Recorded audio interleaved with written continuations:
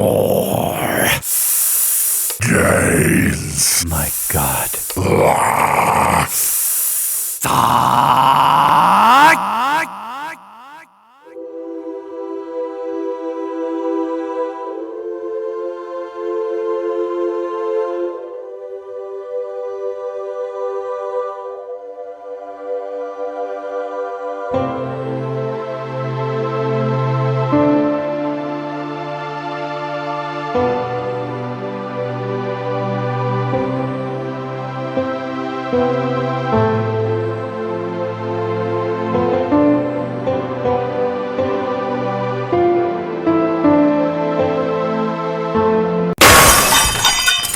Security!